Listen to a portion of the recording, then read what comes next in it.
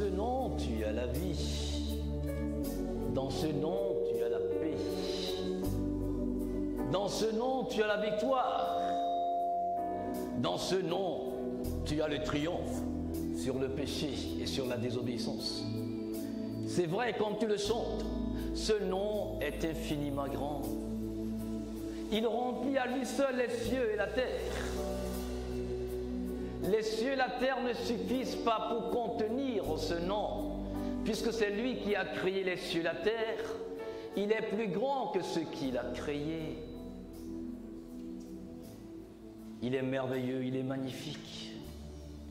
Ce Dieu qui, dans un amour infini, t'a connu, t'a appelé par ton nom alors que tu étais encore une masse informe dans le sang de ta mère.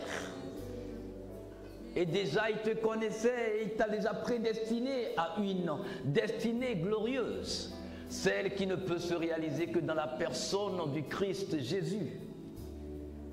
À lui seul soit la gloire, la louange et la célébration pour ce qu'il nous donne encore l'occasion de célébrer notre foi commune en l'œuvre qu'il a accomplie pour nous il y a plus de 2000 ans à la croix de Golgotha.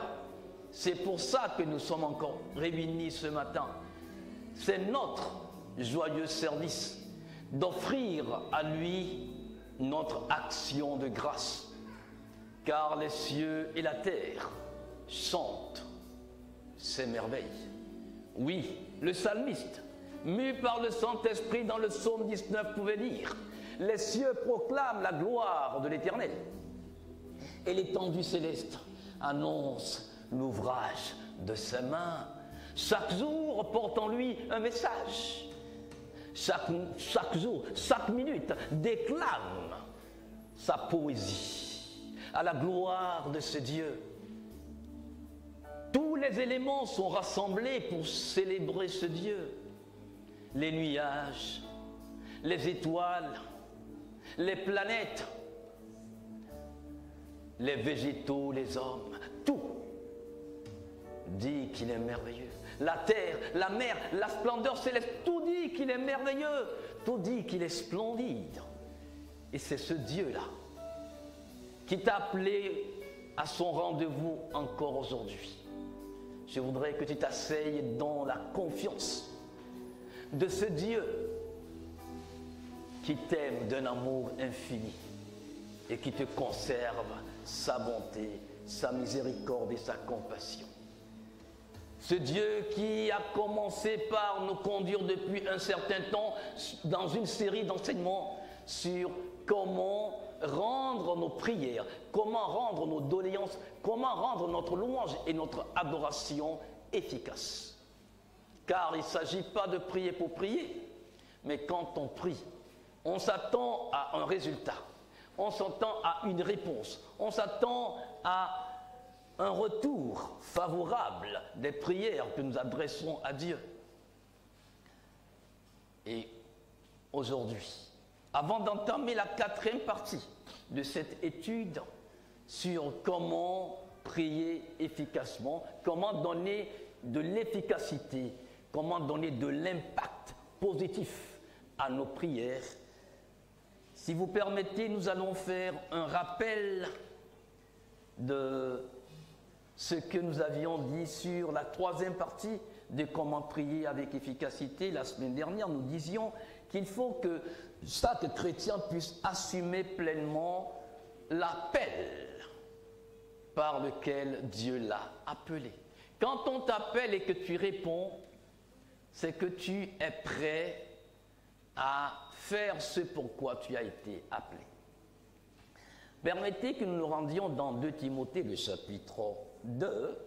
Nous allons lire les 5 premiers versets. Il dit « Toi donc, mon enfant, fortifie-toi dans la grâce qui est dans le Christ Jésus, et les choses que tu as entendues de moi devant plusieurs témoins, commets-le à des hommes fidèles qui soient capables d'instruire aussi les autres. Prends ta part des souffrances comme un bon soldat de Jésus-Christ. Nul homme qui va à la guerre ne s'embarrasse dans les affaires de la vie afin qu'il plaise à celui qui l'a enrôlé pour la guerre. De même, si quelqu'un combat dans la lice, Il n'est pas couronné s'il n'a pas combattu selon les lois. Et je vais nous lire la version parole vivante du même chapitre et nous le comprendrons peut-être beaucoup mieux puisque c'est dans un français beaucoup plus contemporain. Toi donc, mon enfant, puise tes forces dans la grâce qui est nôtre dans la communion avec Jésus-Christ.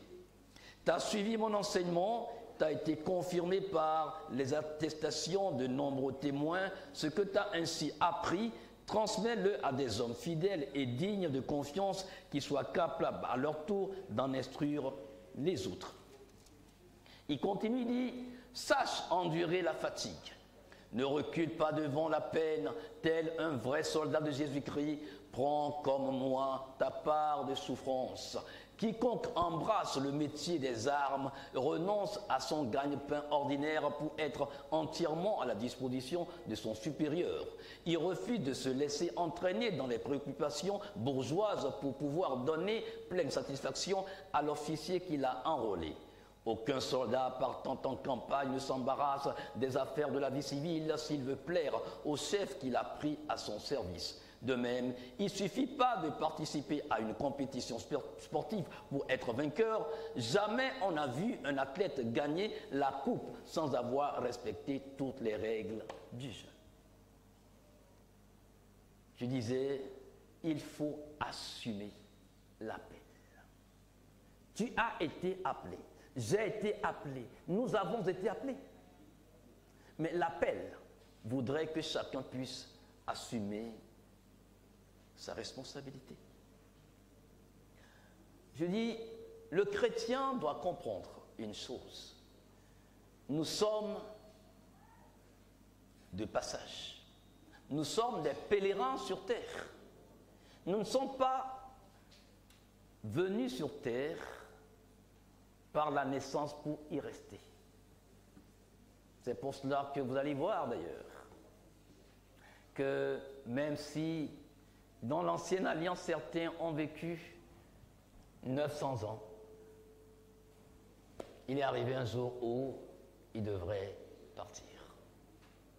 Et si nous comprenons que nous ne sommes pas venus pour vivre éternellement sur la terre telle qu'elle est aujourd'hui, puisque le Seigneur dit que la terre telle que tu la connais aujourd'hui, telle que je la connais aujourd'hui, cette terre sera roulée comme une natte. Et les cieux aussi seront roulés. Avant que ne viennent la nouvelle terre et les nouveaux cieux. Donc il y a une vie après celle-ci. Je suis de passage. Comme quelqu'un l'a chanté, je ne fais que passer.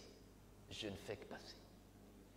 Et maintenant, en tant que pèlerin sur terre, le chrétien doit comprendre ceci. C'est que tout ce qui ne rentre pas dans l'objectif que je me suis fixé, dans les motivations de celui qui m'a enrôlé, le Christ Jésus, je ne dois pas m'intéresser. Donc je dois apprendre en tant que chrétien à voyager léger. Comme je le dis ce matin à la classe des leadership, je dis, est-ce que vous avez une fois vu les nomades voyager avec des valises? Un nomade ne voyage pas avec une valise. Il pense juste le strict nécessaire. Parce qu'il sait qu'il est de passage. Il n'est pas venu pour s'éterniser. Et en tant que chrétien, je dois comprendre que celui qui m'a appelé à ce voyage a un objectif qu'il doit atteindre dans ma vie. Dans Jean chapitre 15, le verset 16, si vous permettez, nous allons le lire ensemble. Jean 15, le verset 16. Voici ce qu'il nous dit. Il dit, ce n'est pas vous qui m'avez choisi, mais c'est moi qui vous ai choisi et qui vous ai établi afin que vous alliez et que vous portiez du fruit et que votre fruit demeure, afin que tout ce que vous demanderez au Père en mon nom, il vous le donne. Nous allons considérer certains éléments. Dans ce verset, il y a des éléments assez poignants et assez instructifs. Il dit, il y a le choix. Il dit, ce n'est pas vous qui m'avez choisi. Donc, le fait que tu sois aujourd'hui chrétien, chrétienne, n'est pas un hasard. Cela a été décidé d'un commun accord par l'exécutif divin composé de Dieu le Père, de Dieu le Fils et de Dieu le Saint-Esprit. Donc ton salut n'est pas un accident spirituel. C'est le plan de Dieu qui est déroulé jour après jour, jusqu'au jour où tu as rencontré cette parole, tu l'as entendue et que tu l'as acceptée. Le Seigneur dit, ce n'est pas toi qui as fait le choix de me servir, c'est moi qui t'ai choisi pour me servir. C'est toute la différence. Ce n'est pas toi qui as choisi, dis mais non, c'est moi-même qui ai choisi de servir Jésus-Christ. C'est non. Non, il dit, ce n'est pas toi qui as choisi de me servir. Ce n'est pas toi qui as choisi de naître de nouveau. C'est moi qui t'ai choisi pour que tu me serves. Donc, comme par rapport à 2 Timothée chapitre 2, les 5 versets que nous avons lus, lorsque nous avons accepté le choix de Dieu, nous devons donc avoir à épouser les règles qui conditionnent ce choix. Il dit, je vous ai choisi. Ensuite, il dit, je vous ai établi. Je vous ai fixé. Je vous ai posé. Je vous ai donné un fondement. Je vous ai fondé. Fondé où? Fondé en moi, fondé en ma parole. Pour que, avec cette feuille de route, c'est-à-dire avec ma parole, vous alliez. Vous n'irez pas sans message. Si je vous envoie, c'est que je vous envoie avec un message. Mais le message n'est pas le vôtre, c'est mon message pour vous. C'est pourquoi je vous ai choisi avant la fondation du monde. Maintenant, je vous envoie pour le réaliser. Mais vous n'allez pas parler de vous-même, mais j'ai un message. Donc, vous allez juste délivrer mon message que j'ai pour vous au reste du monde. Il dit, je vous ai envoyé pour que vous produisiez du fruit et que votre fruit soit non seulement abondant, mais qu'il demeure pour l'éternité. C'est pour ça que je vous ai donné le Saint-Esprit. Puisque quand je vous ai dit que je vous ai donné le Saint-Esprit demeurera avec vous pour l'éternité. Donc le fruit que tu produiras, que je produirai, le fruit auquel je suis appelé et tu es appelé à produire doit être un fruit qui demeure. Et nous allons voir certains de ces fruits. Allons dans Galates chapitre 5. Dans Galates le chapitre 5 et le verset 22 que nous allons lire très rapidement, si vous permettez, Galates chapitre 5, le verset 22, voici ce qu'il nous dit. Mais le fruit de l'esprit, c'est l'amour, la joie, la paix, la longanimité, la bienveillance, la bonté, la fidélité, la douceur, la tempérance. Contre de telles choses, il n'y a pas de loi. Ça veut dire que l'on peut consommer sans modération. Le fruit de l'esprit se consomme sans modération. Donc je ne peux pas garder ce fruit-là pour moi seul. C'est trop pour moi, c'est trop pour toi seul. Le fruit de l'esprit est trop pour toi seul. Donc tu dois le consommer tout le temps, mais le faire consommer aussi à d'autres. Je ne pourrais pas dire que j'ai trop aimé. Car il dit que ce fruit-là, il dit, c'est l'amour. Dieu a tant aimé le monde qu'il a donné Jésus-Christ pour toi. Pour toi. Pour toi. Pour toi. Afin qu'en croyant en lui, tu périsses point, mais que tu aies la vie éternelle. Et dans cet amour, la joie, la paix qu'accorde le salut de Dieu en Jésus-Christ la bienveillance, la longanimité, la bonté, la fidélité, la douceur, la tempérance doivent être les éléments qui sous-tendent cet amour que Dieu a pour nous. Je suis un produit d'amour. Et je ne peux produire de fruits que l'amour, moi aussi. Il dit aussi que nous devons comprendre que, comme je le disais, voyager léger. Qu'est-ce que j'appelle voyager léger?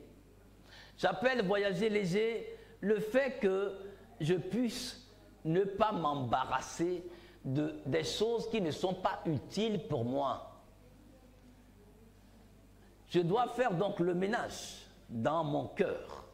J'avais parlé du Seigneur Jésus-Christ qui était rentré dans le temple de Jérusalem à l'époque. Vous vous rappelez, quand il était rentré dans le temple, qu'est-ce qu'il a vu? Il a vu des choses qui ne devraient pas se trouver dans le temple. Et là, dans sa colère, du lion de la tribu de Juda, une colère qu'on ne connaissait pas avant, il a dû faire un fouet, renvoyer ceux qui se trouvaient dans le temple et qui en ont fait un lieu de commerce. Il a renversé les tables des changeurs, il a sorti les animaux et tout. Et la parole de Dieu dit, c'est après ça que les boiteux, les paralytiques vinrent auprès de lui dans le même temple et il est guéri. Donc ça veut dire que depuis toujours, avant que Jésus-Christ ne vienne faire le ménage, les gens venaient dans le temple, mais le miracle ne se produisait pas parce que le ménage n'a pas été fait dans le temple. Et le temple, par excellence de Dieu aujourd'hui, ce n'est pas un bâtiment, c'est toi, c'est moi. Alors si le miracle doit se produire dans le temple de Dieu que je suis, miracle de guérison, miracle d'élévation, miracle d'affermissement, miracle de louange, miracle, ça doit dépendre de comment est-ce que moi, je me suis décidé à faire le ménage. Oh oui, mon frère, je voudrais que tout ce que tu as lié dans ton cœur, ma soeur, tout ce que tu as lié dans ton cœur, que tu te débarrasses de toutes ces personnes parce qu'elles constituent des poids inutiles pour toi. Et ces poids inutiles ne t'avanceront pas du tout, pas d'un iota.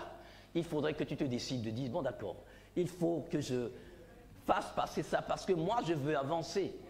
Je parlais la semaine dernière du drame de Sisyphe.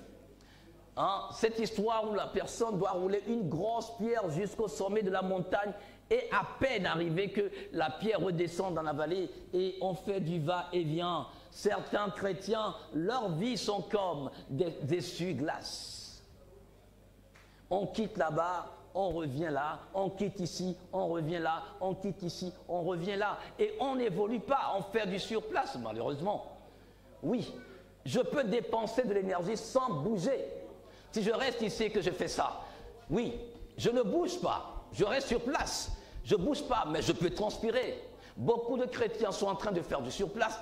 Ils transpirent, ils dépensent d'énergie. Oui, la haine, la calomnie, la médisance, le refus de pardonner va t'essorer, va te vider de tes forces. Mais ça t'arrange à rien, ça te mène à rien. Ce sont des histoires qui se sont déjà passées. Ce sont des injustices que tu as déjà subies. Mais être encore là à parler des choses d'il y a 5 ans, d'il y a 10 ans, alors que tu dois avancer, oui, il faut que tu t'en débarrasses. Il faut que tu avances. Tu ne peux pas charger ton cœur inutilement de tout ce qui ne t'arrange pas, mon frère, de tout ce qui ne t'arrange pas, ma soeur. Oui, on a abusé de toi. Oui, on a mal parlé de toi. Oui, on s'est moqué de toi. Oui, on t'a maltraité. Oui, on t'a. Mais, mon frère, ma soeur, vas-tu rester dans cette situation? Il est temps que tu te dises non. Assez, c'est assez. Je dois avancer. Dis à ton frère, je dois avancer. Dis à ta soeur, moi je veux avancer. Si tu ne veux pas avancer, si tu veux rester dans ton passé, ça fait ton problème. Mais moi je dois avancer. Nous avons dit que nous devons nous décider à avancer malgré les oppositions. Ça veut dire que quand je décide d'avancer, il y aura toujours de l'opposition. Il y aura des personnes qui me mettront des bâtons dans les roues. Il y aura des gens qui vont me savonner le plancher, qui vont me créer des ennuis. Il y aura des embûches sur le chemin. Mais je dois me décider à avancer. Nous avons vu de Timothée chapitre 2, les 5 premiers versets que je viens de lire. Il dit, quand l'athlète veut remporter la coupe, il doit combattre selon les règles. Et dans une compétition, on ne peut pas être seul pour compétir. Si on parle de compétition, c'est qu'il y a au moins 2 personnes. Et le prince de ce monde, avec qui tu étais avant de donner ta vie à Christ, qui a vu que maintenant que tu es devenu chrétien, tu es une menace pour son royaume, ne va pas croiser les bras pour te regarder faire. Non. L'ennemi ne croisera pas les bras pour te regarder faire et évoluer et mettre à mal son royaume des ténèbres.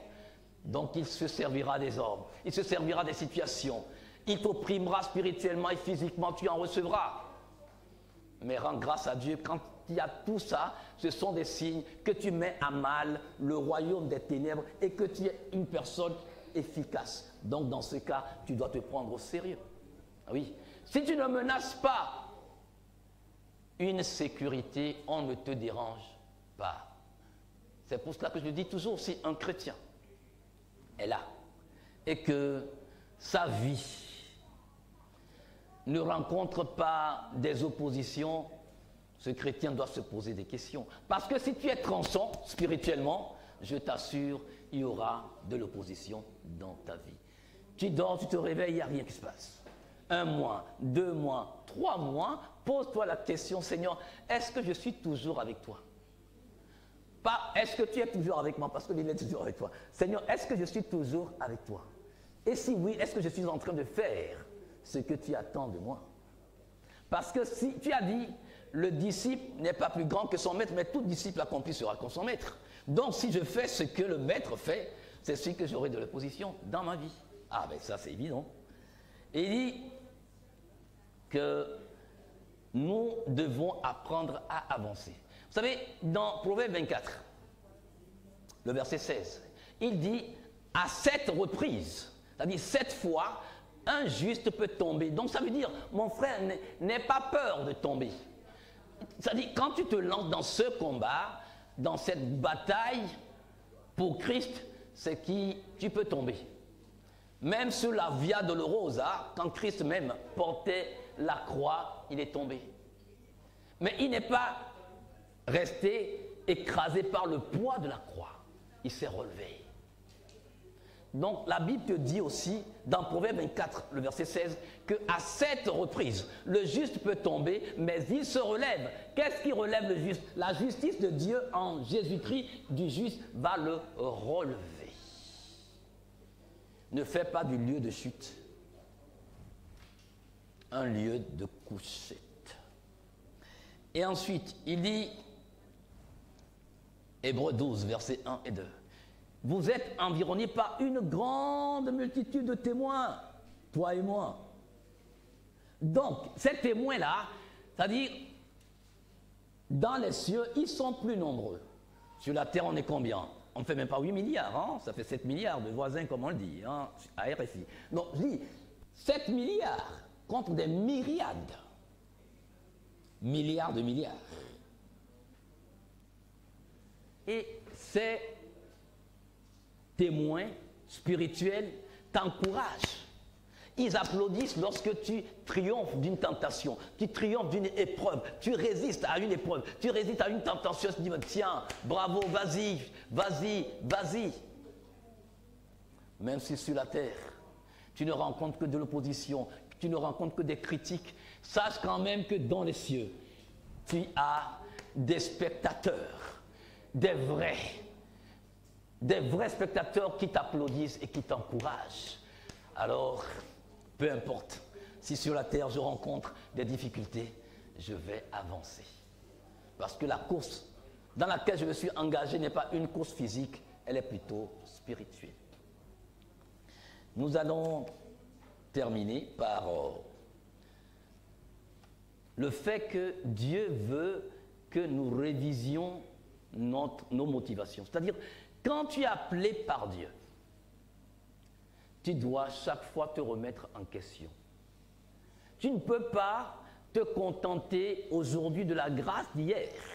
Hier est passé avec sa grâce. Aujourd'hui, avec ses défis et les grâces qui te permettent de pouvoir surmonter les défis. C'est pour cela que je dis, je ne peux pas dire que j'ai beaucoup prié hier nuit, donc ce matin ou aujourd'hui, je ne prierai pas. Oui, la puissance, la grâce qui m'a été accordée de prier hier, c'est pour les défis de la journée d'hier. Aujourd'hui est un nouveau jour, avec ces défis que je ne maîtrise pas, que je ne connais même pas, dont j'ai besoin aussi chaque fois de pouvoir mettre le paquet. C'est hyper important pour chacun d'entre nous. Et enfin, il dit que nous devons accroître le ministère de Jésus-Christ, c'est-à-dire demeurer sans cesse dans l'amour. Oui. Demeurer dans son amour. Marcher dans son amour. Manifester cet amour. Je ne peux pas espérer obtenir de l'efficacité dans les prières que j'adresse à Dieu si je n'ai pas de l'amour. Je suis un produit de l'amour. Oui, marcher dans l'amour. Parler amour. Réfléchir amour. C'est hyper important. Si le genre de... Quelqu'un dit, mais je veux marcher comme tu as marché. Je veux aimer comme tu as aimé. C'est-à-dire, la personne, son souhait, c'est de ressembler au Christ Jésus. Oui. Je voudrais que nous puissions nous mettre à célébrer cette marche dans l'amour. Nous sommes appelés à marcher dans l'amour. Oh Seigneur, je prie qu'un frère, je prie qu'une sœur comprenne la nécessité pour lui de triompher par l'amour. Vous savez, si le Christ Jésus n'est pas resté dans la tombe, c'est bien à cause de la puissance de l'amour. L'amour ne périra jamais. La parole de Dieu dit, les grandes eaux ne sauront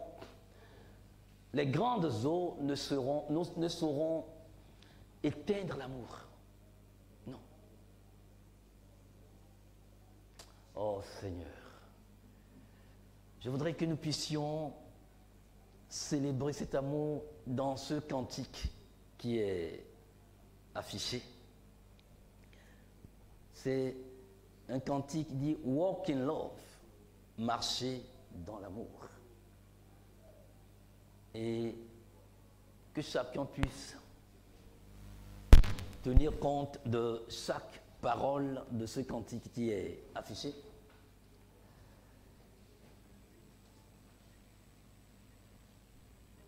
Bon, ça ne vient pas, on va avancer. Le son n'est pas là, c'est pas grave.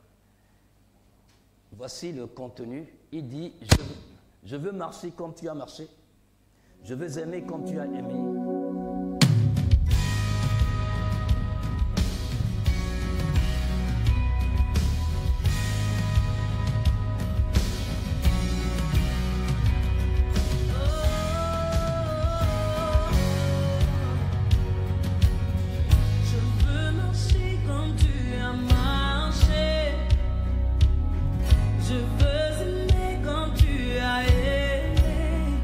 Sur la route,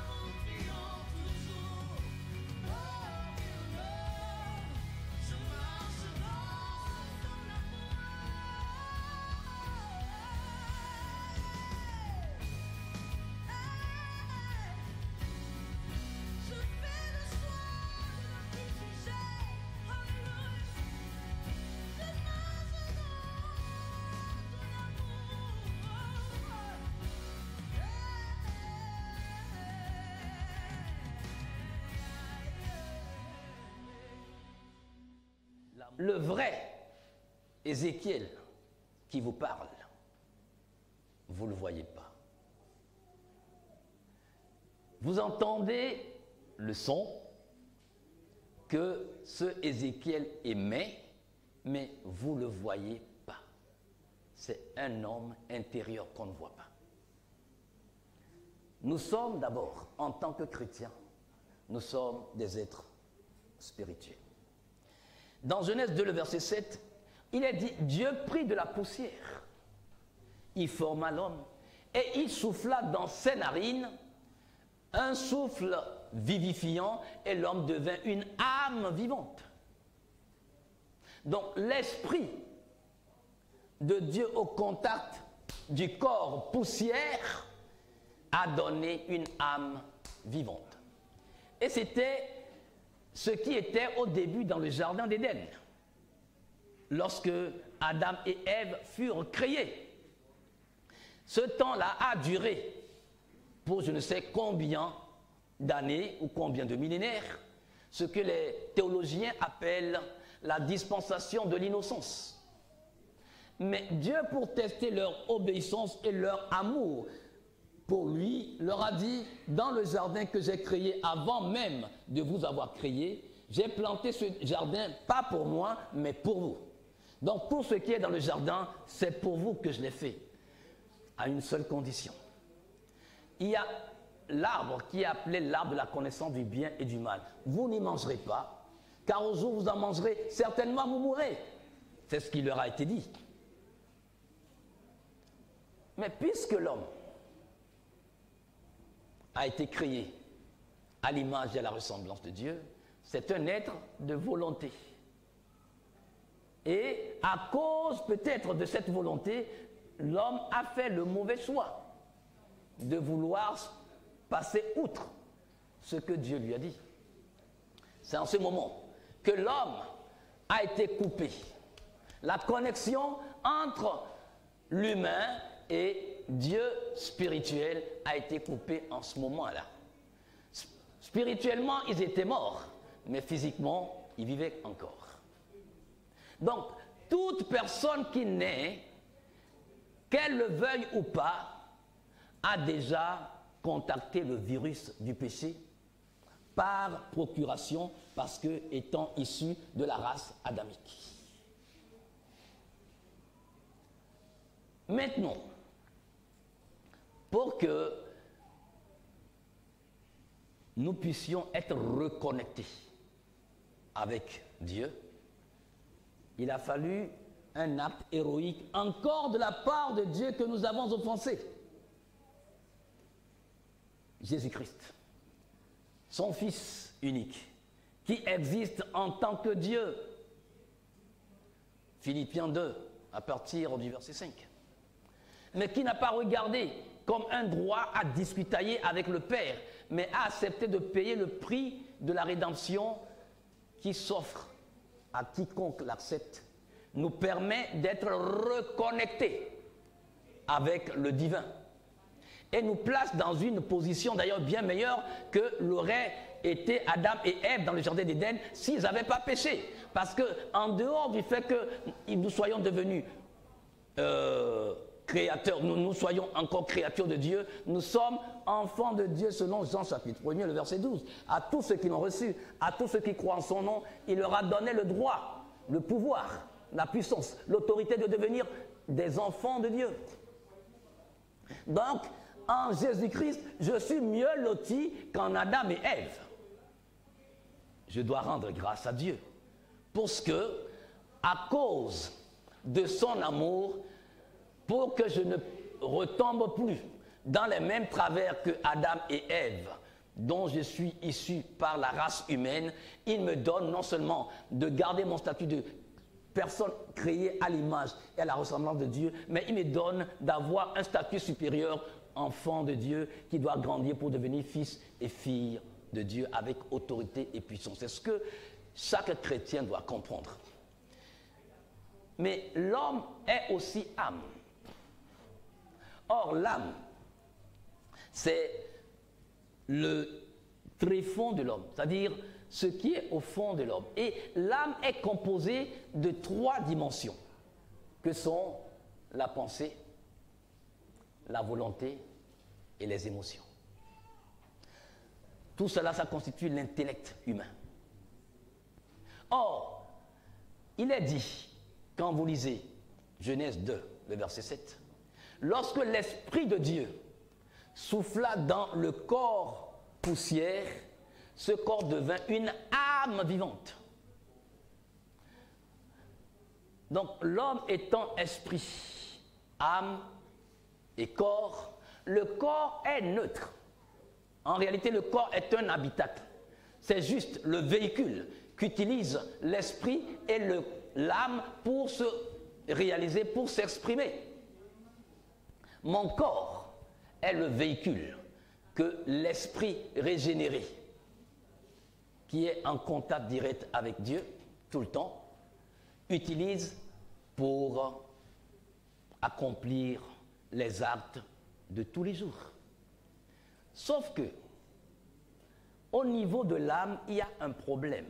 Le problème au niveau de l'âme, pourquoi est-ce que l'apôtre Paul dit prier pour que Dieu accorde aux Thessaloniciens d'être gardés entièrement par Dieu, saint, âme, esprit, âme et corps? C'est parce que l'âme est plus enclin à résister aux désirs de l'esprit, aux sollicitations de l'esprit.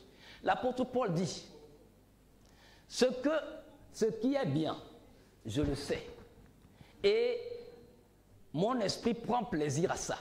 Mais quand je veux faire la volonté de Dieu, je trouve en moi une autre loi qui combat la loi de l'esprit. Misérable que je suis, qui me délivrera de ce corps de mort? Oui. Donc, notre responsabilité à nous, c'est de pouvoir prier tous les jours, à telle enseigne que l'âme soit connectée avec l'Esprit de Dieu régénéré. C'est important pour nous. Donc, si nous comprenons ceci, je voudrais que nous puissions avancer pour que nous comprenions une chose. C'est que tu ne peux pas être un homme de prière, une femme de prière, si ces 3 dimensions, si cette dimension tripartite n'est pas évidente dans ta vie. Si ton esprit dit autre chose, ton âme, par sa pensée, par sa volonté, par ses émotions, par ton intellect, dit autre chose. Est-ce que 2 personnes peuvent-elles marcher ensemble s'ils n'ont convenu? Vous savez, on doit arriver à un stade où notre être entier se fond dans l'Esprit de Dieu. Nous sommes des êtres spirituels, pas des êtres physiques. Donc, nos choix, nos réactions ne doivent pas être charnelles. Quand Nicodème est venu vers Jésus-Christ la nuit, qu'est-ce qu'il lui a dit? Il faut que tu naisses de nouveau.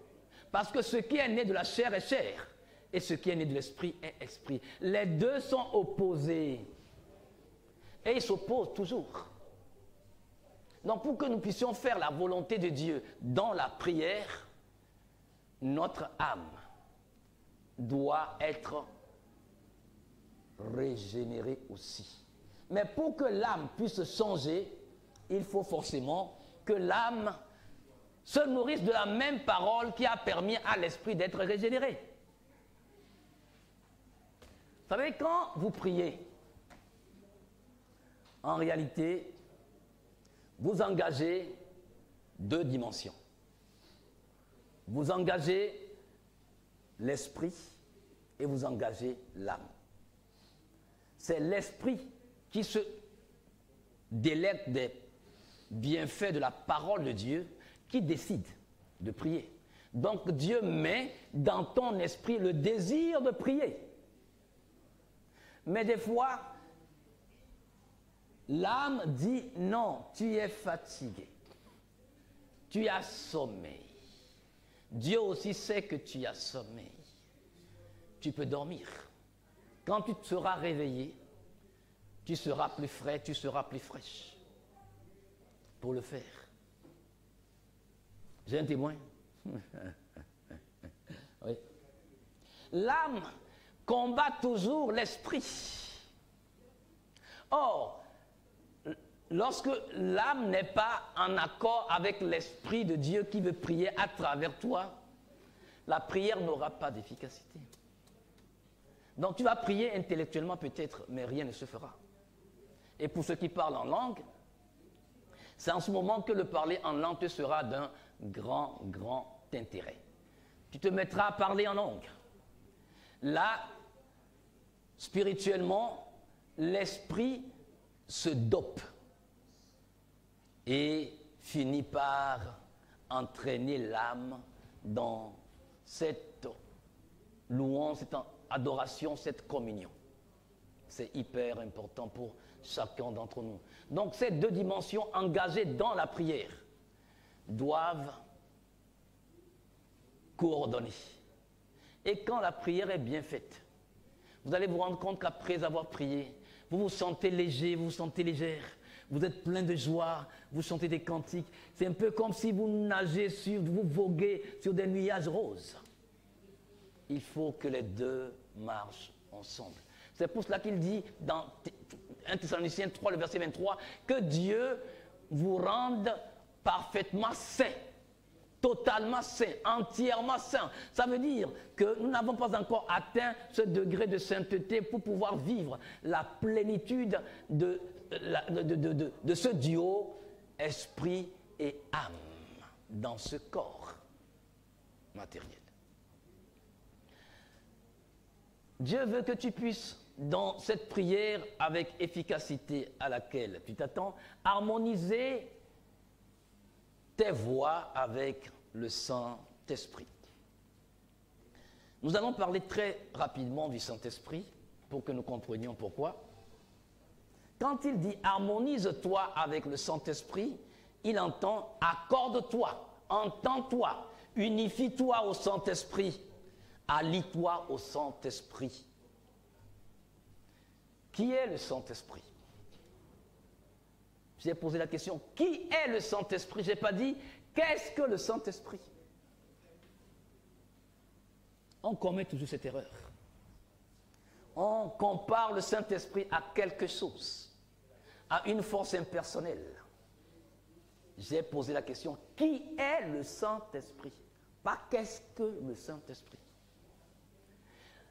Si tu n'arrives pas à faire cette différence entre qui est le Saint-Esprit et ce que les gens appellent qu'est-ce que le Saint-Esprit, tu ne peux pas profiter pleinement de son ministère.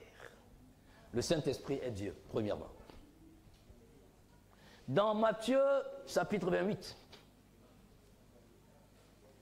le verset 19, il est dit, allez, prêchez la bonne nouvelle à toute la création et baptisez-les au nom du Père, au nom du Fils et au nom du Saint-Esprit. Donc le Saint-Esprit est l'une des trois personnalités de l'exécutif divin. Il est pleinement Dieu, comme Dieu le Père. Il est pleinement Dieu, comme Dieu le Fils. Il n'est pas une chose, il est une personne, il est Dieu. Si tu le connais ainsi, il pourra se révéler à toi. N'oublie pas que le Seigneur Jésus-Christ, quand vous prenez Jean chapitre 14, Jean chapitre 16, qu'est-ce qu'il a dit? Il dit, si je m'en vais, je vous enverrai le consolateur que le Père a promis. Et quand il viendra, il demeurera en vous éternellement. Et il vous enseignera toutes choses. Donc ce n'est pas une chose, c'est une personne. Le Saint-Esprit est une personne. Respecte-le en tant que tel. Dans Actes chapitre 5, nous prenons les versets 4 et les versets 5. Il est dit, Ananias et Saphira ont vendu leur terrain. Et puisque tous ceux qui vendaient leur terrain apportaient l'ensemble ou la totalité de ce qu'ils ont vendu et qu'ils les remettaient aux apôtres pour qu'on puisse faire une redistribution selon les besoins de la communauté à l'époque, ils ont vendu aussi leur terrain.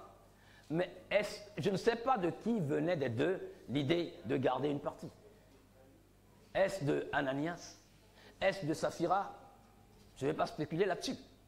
Mais une chose est sûre, c'est que le couple s'est entendu de garder une partie de l'argent et d'apporter l'autre partie. Mais l'apôtre Pierre n'était pas dans leur maison. Il ne vivait pas avec eux à la maison.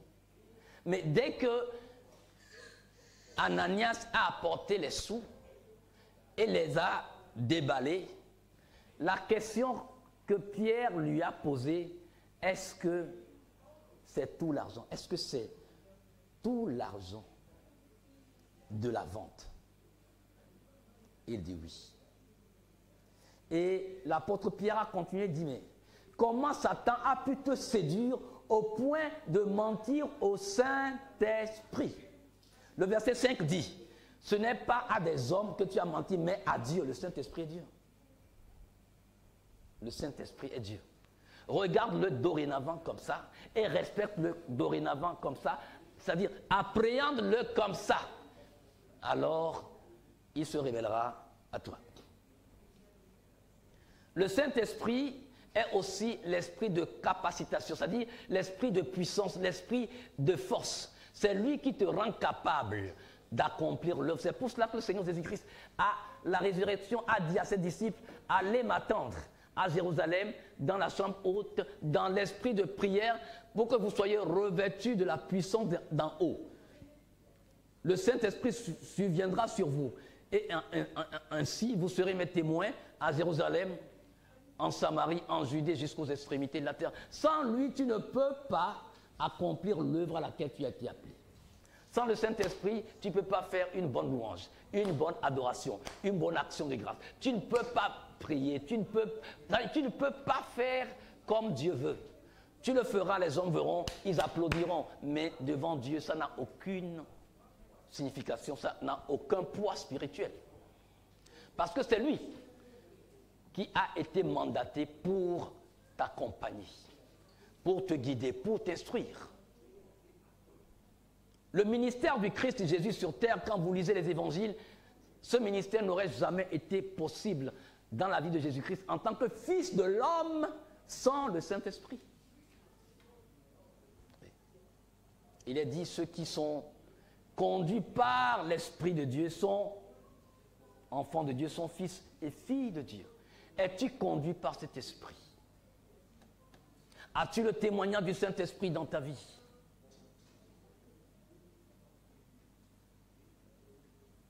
Quelle est la place que tu lui donnes dans ta vie?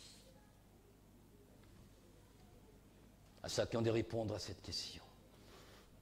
C'est lui qui te rend capable de vivre ta vie de nouveau-né en Christ. La nouvelle naissance, c'est lui qui le rend possible. Sans le Saint-Esprit, il n'y a pas de nouvelle naissance. C'est pour cela que je ne comprends pas que des gens puissent dire non, le Saint-Esprit n'agit plus aujourd'hui. Mais si un chrétien me dit ça, ou oui, on n'a plus besoin de parler en langue aujourd'hui. Mais je ne comprends pas. Je ne comprends pas. L'Esprit Saint a changé entre-temps.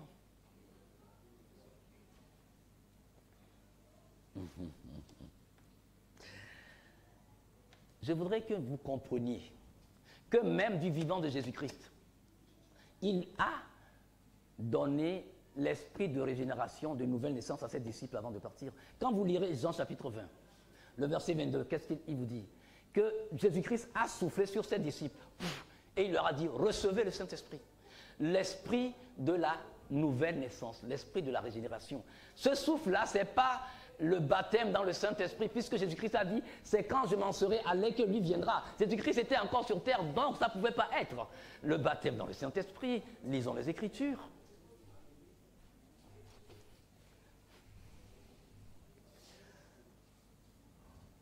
Non, pour harmoniser notre vie avec le Saint-Esprit, nous devons unir notre être à la personne du Saint-Esprit. Soumettre nos émotions au Saint-Esprit. Nous laisser embraser par le feu et la passion du Christ Jésus.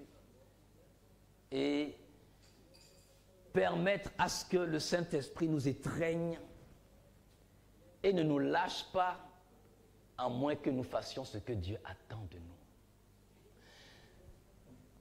Jérémie l'a vécu. Jérémie a été jusqu'à dire, dans le chapitre 20, quand vous lisez à partir du verset 7, 8 en allant, il dit, lorsque je décide de ne plus parler de Dieu, je sens en moi comme un feu qui me consume. Pourquoi Jérémie, à un moment, a décidé de ne plus prier Dieu ou d'invoquer le nom de Dieu? À l'époque de Jérémie, le peuple d'Israël vivait dans du désordre total. Mais en tant que prophète, Dieu lui donnait d'avoir des visions de ce qui va arriver. Mais puisqu'il prophétisait, il disait des choses qui ne se réalisaient pas pour le moment, donc les gens se moquaient de lui. C'est ce qui fait qu'il dit qu'à chaque fois que lui doit parler, il doit annoncer la violence. Et qu'il est devenu le sujet de dédain, le sujet de moquerie de tout le monde. Et arrivé un moment, vous savez, quand vous êtes acculé de tous côtés, vous aurez, des fois, si le Seigneur ne vous fait pas la grâce, envie de prêcher ce que les gens ont envie d'entendre. Parce qu'on non, tu exagères de trop. Jérémie, tu en fais trop. Jérémie, non, Jérémie. Donc, Jérémie a dit, bon d'accord, Dieu, même si tu me donnes des paroles pour ce peuple, je ne vais plus parler. Mais il dit, quand il retient la parole de Dieu en lui, c'est comme du feu qui brûlait en lui. Il ne pouvait pas se taire.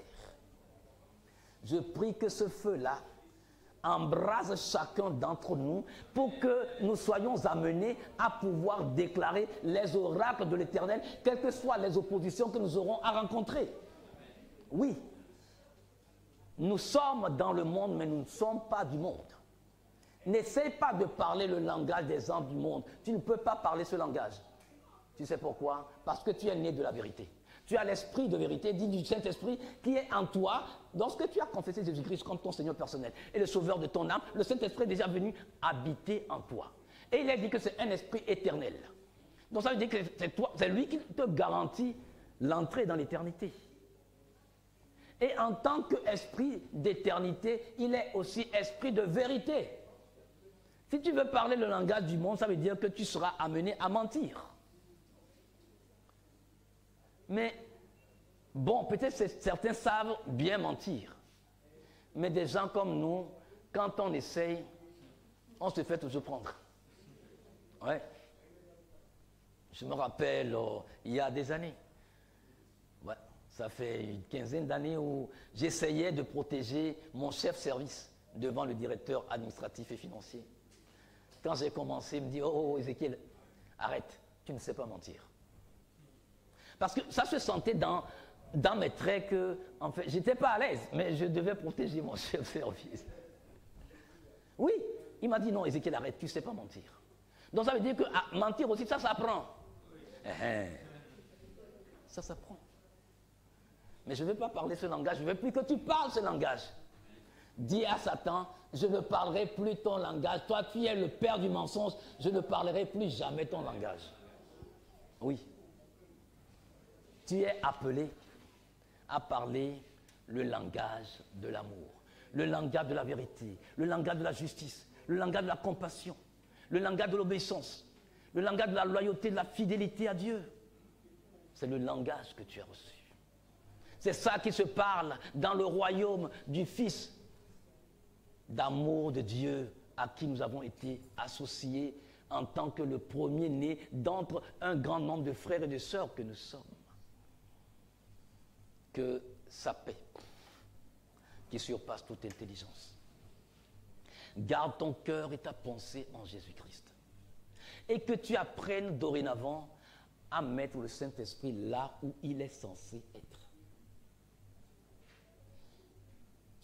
Quand tu composes avec lui, je t'assure, tes prières auront une puissance inouïe. Tu seras en train de prier, les yeux ouverts, Dieu te donnera des visions ouvertes. C'est un peu comme un écran. Tu verras clairement les choses, tu te diras, mais comment ça se fait? Clairement, c'est-à-dire c'est comme du cinéma. Je me dis, mais écoutez, oui, mais vous parlez du Saint-Esprit, oui, j'ai le Saint-Esprit en moi, mais vous ne l'expérimentez même pas. Parce que vous ne savez pas qui il est. Vous croyez qu'il est une chose. Il est une personne. Si vous le respectez en tant que personne, si vous l'adorez en tant que Dieu, vous savez, le Seigneur, le Saint-Esprit, bon c'est vrai, je suis habitué, il est Seigneur. Le Saint-Esprit est Dieu, il est Seigneur.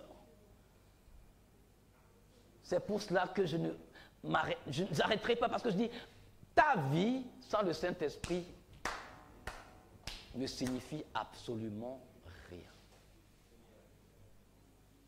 Tu vivras la vie de Christ par le Saint-Esprit. S'il t'a abandonné, s'il t'a laissé entre les mains du Saint-Esprit, c'est lui seul qui peut te préparer à rencontrer Jésus-Christ quand il apparaîtra dans sa gloire. Maintenant, tu ne le connais pas. Tu ne le respectes pas. Tu ne l'écoutes pas. Je comprends pourquoi tu as du mal à lire la parole de Dieu. Certains, vous n'aimez pas lire la parole de Dieu parce que vous ne comprenez rien à rien. Quel que soit le passage, vous ne voyez que dalle. C'est lui qui explique la parole de Dieu. Je t'assure, c'est lui qui... Tu seras surpris, tu te diras, mais j'ai lu ça des années, plusieurs fois, mais qu'est-ce qui fait que maintenant c'est tellement clair comme l'eau de roche? C'est lui qui l'explique. Compose avec lui, tu seras surpris. Je t'assure. Seigneur, je te remercie de ce que tu as donné à ton Église, de comprendre que l'efficacité dans la prière a son soubassement dans la personne du Seigneur, le Saint-Esprit. Nous avons fait un bref aperçu de sa personne, un bref rappel. Et nous savons qu'il est Dieu. Il est l'une des trois grandes personnalités du conseil divin. C'est lui qui nous donne la capacité d'accomplir l'œuvre à laquelle nous avons été appelés. C'est lui qui nous donne la capacité de garder notre statut de chrétien, de chrétienne, de garder notre justice en Christ. C'est lui qui garantit notre nouvelle naissance et qui, par nos témoignages, donne à d'autres aussi de naître de nouveau. Nous bénissons son nom de ce qu'il accomplit des merveilles dans les vies parce qu'il fait le ménage dans ces vies qui sont son temple pour que, à travers ces vies, des miracles, des signes et des prodiges se réalisent. Qu'il balaie ta vie de tout ce qui ne doit pas y être, de toute injustice, maladie et tout le reste, pour que, à la gloire du Père, tu puisses briller comme l'étoile brillante du matin avec la guérison dans ses ailes. Demeure béni au nom du Seigneur Jésus-Christ. Amen.